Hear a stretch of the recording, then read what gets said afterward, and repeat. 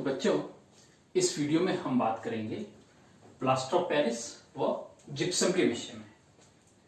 तो सबसे पहले इनके बारे में कुछ आधारभूत जानकारी।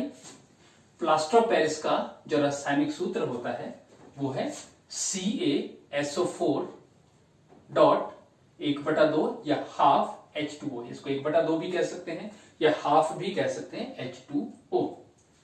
रासायनिक नाम इसका है कैल्शियम सल्फेट हेमीहाइड्रेट, या इसको हम इस तरह से भी कह सकते हैं कैल्शियम सल्फेट अर्ध हाइड्रेट। हेमी का मतलब होता है हाफ या आधा, और अर्ध का मतलब भी होता है आधा। तो इसका रासायनिक नाम हो गया कैल्शियम सल्फेट हेमीहाइड्रेट या अर्ध हाइड्रेट। और सामान्य नाम इसका है प्लास्टर ऑफ पेरिस, या इसको हम POP के नाम से भी जानते हैं। उसी प्रकार दूसरा लवण हमारे पास है जिप्सम, और इसका जो साधारण नाम जिप्सम ही है। रासायनिक नाम की अगर हम बात करें तो यह है कैल्शियम सल्फेट डाइहाइड्रेट। डाई का मतलब दो, तो इसमें क्योंकि जल के दो क्रिस्टलीय अणु हैं, तो इसके क्रिस्टल में जल के दो अणु इस तरह से हम कह सकते हैं। तो ये हो गया कैल्शियम सल्फेट डाइहाइड्रेट, और इसका रासायनिक सूत्र है CaSO4 डॉट 2H2O। तो बच्चों, सबसे पहले हम बात करते हैं कि प्लास्टर ऑफ पेरिस बनता कैसे है।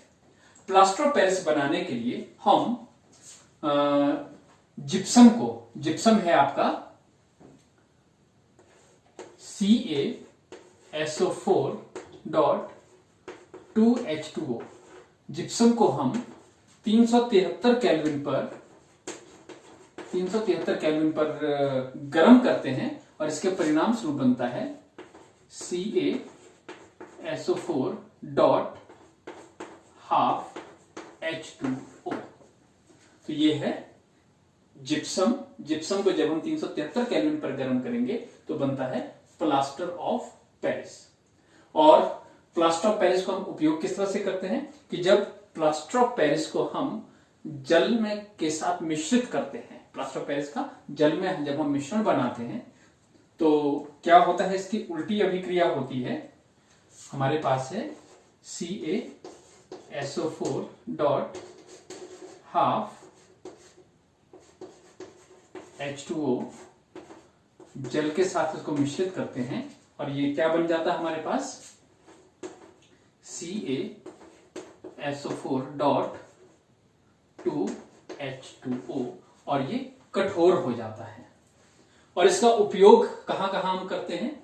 प्लास्टर ऑफ पेरिस का सबसे पहला उपयोग, या POP का सबसे पहला उपयोग, जैसे कि आपको विदित है कि हम दीवारों को, घर की दीवारों को समतल करने में, ताकि जब हम उस पर रंग रोगन करें तो वो बहुत अच्छे से और बहुत चमक के साथ रंग रोगन उस पर हो सके, वहां पर इसका उपयोग किया जाता है।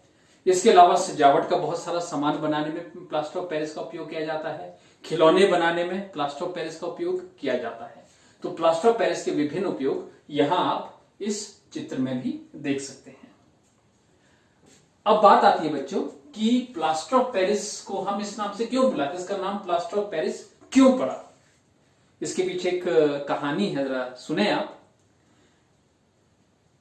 कि ये जो कंपाउंड है कैल्शियम सल्फेट हेमीहाइड्रेट, इसको पुराने समय में प्लास्टर भी कहा जाता था, और ऐसे प्रमाण मिले हैं कि लगभग 9000 वर्ष पूर्व जो यूनानी, मिस्र व रोमन सभ्यताओं द्वारा इसका उपयोग अलग अलग रूपों में किया जाता था। लेकिन इसका जो बृहद स्तर पर उपयोग कब सामने आया कि वर्ष 1666 में क्या हुआ।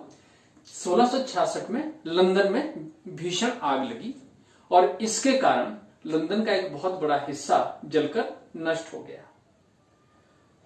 तो इस आपदा से सबक लेते हुए फ्रांस के राजा ने क्या आदेश दिया कि पेरिस, जो कि फ्रांस की राजधानी है, उसकी जितनी भी लकड़ी की दीवारें बनी हुई थी उन सबको इस प्लास्टर से ढक दिया जाए।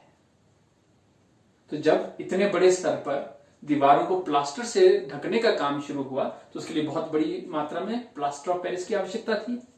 अब क्योंकि पेरिस के आसपास में जिप्सम के बहुत बड़े बड़े भंडार थे, तो वहां से बड़े पैमाने पर जिप्सम का जो खनन प्रारंभ हुआ और उसको प्लास्टर ऑफ पेरिस में इस प्रक्रिया द्वारा परिवर्तित किया जाने लगा और उस प्लास्टर ऑफ पेरिस का उपयोग पेरिस की लकड़ी की दीवारों को ढकने के लिए किया गया। तो इसी कारण से इस लवण को या इस यौगिक को हम नाम देते हैं प्लास्टर ऑफ पेरिस।